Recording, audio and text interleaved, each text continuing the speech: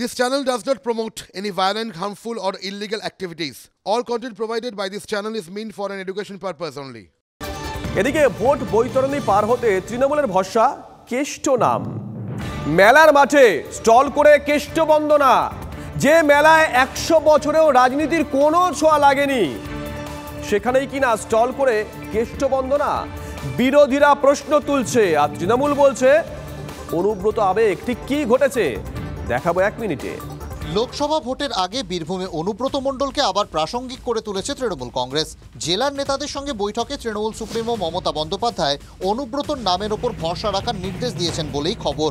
তারপর থেকেই জেলায় তৃণমূলের সব পোস্টার ব্যানারে ফিরেছেন কেষ্ট মণ্ডল।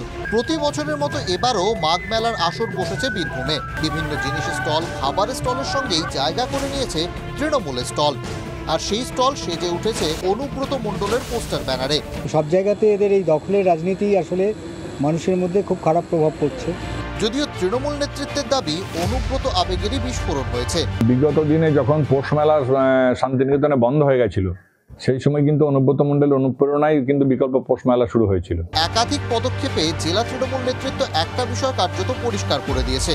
অনুব্রত মণ্ডল ভোটের আগে জেল থেকে ছাড়া পান আর না পান, লোকসভার বৈতরণী পার হতে অনুব্রতই ভরসা বীরভূম তৃণমূলে। বীরভূম থেকে হিমাদ্রি মণ্ডলের রিপোর্ট, TV9 বাংলা। এতে একটা ছবি গেল, আরেকটা ছবি দেখুন, দাসপুরের ছবি। দাসপুরে শিলাবতীর পারে সরকারি জায়গা দখল করে গড়ে উঠেছে পাকা বাড়ি। প্রশাসনকে জানিয়েও কোনো কাজ হয়নি, এমনটাই দাবি করছেন সেখানকার মানুষ। বর্ষায় বানভাসী হওয়ার আশঙ্কায় ভুগছে সুরতপুরের বাসিন্দারা। গ্রামবাসীরা একত্রিত হয়ে পোস্টার দিয়েছেন এলাকায়, দেখুন। পশ্চিম মেদিনীপুরের দাসপুরের সুরতপুর গ্রামের ওপর থেকে বয়ে গিয়েছে শিলাবতী নদী। সেই নদীর পাড়ে অবৈধভাবে নির্মাণ করা হচ্ছে পাকা বাড়ি।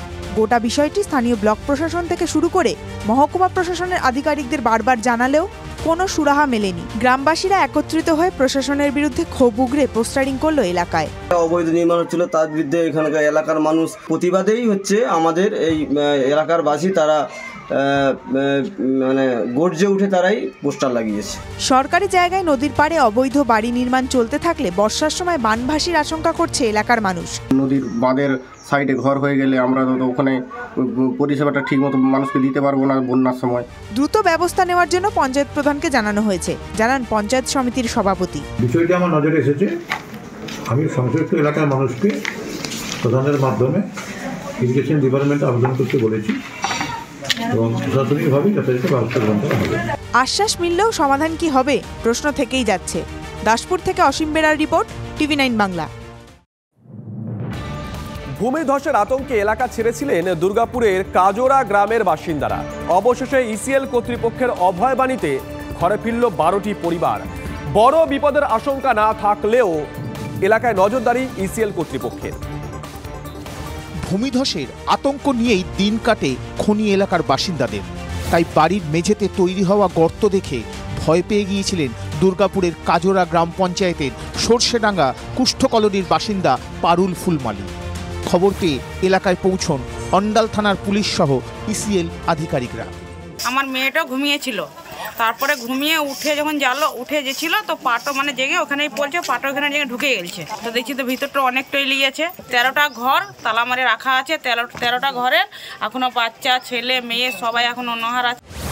বিপদের আশঙ্কায় তড়িঘড়ি 12টি পরিবারকে স্থানীয় একটি প্রাথমিক বিদ্যালয়ে সরানো হয়।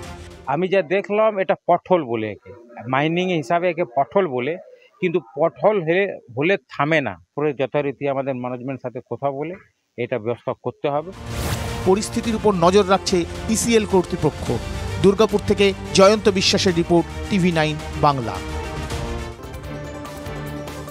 সপ্তাহের শেষে সাময়িকভাবে ফিরতে পারে ঠান্ডা, সরে যাচ্ছে পশ্চিমী ঝঞ্ঝা। কলকাতায় তাপমাত্রা নামতে পারে 16 ডিগ্রির আশেপাশে। কমলেশ আমাদের সঙ্গে টেলিফোনে রয়েছেন, আমাদের সহকর্মী। কমলেশ, কি জানাচ্ছে আবহাওয়া দপ্তর?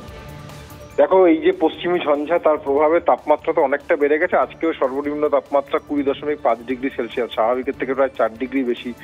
দিনের তাপমাত্রা দেখা যাচ্ছে 28-29 ডিগ্রির ঘরে চলে গেছে। এইটা হয়তো একটু তাপমাত্রাটা কমবে আগামী 48 ঘন্টায়, মানে শুক্রবার শনিবার এই সময় তাপমাত্রাটা কলকাতায় 16 ডিগ্রি আশপাশে নেমে আসবে এবং জেলার দিকে বাঁকুড়া পুরুলিয়াতে 11-12 ডিগ্রিতে রাতের তাপমাত্রা নামতে পারে। দিনের তাপমাত্রা হয়তো 25-26 ডিগ্রি আশপাশে থাকবে। দিনের বেলা তেমন ঠান্ডার অনুভূতি না থাকলেও আচ্ছা, রাত্রের বেলা ঠান্ডাটা একটু বাড়বে, মানে অন্তত সাময়িকভাবে 2-3 দিনের জন্য হলেও এই উইকেন্ডে অন্তত ঠান্ডাটা থাকবে। শুভজিৎ, ধন্যবাদ কমলেশ।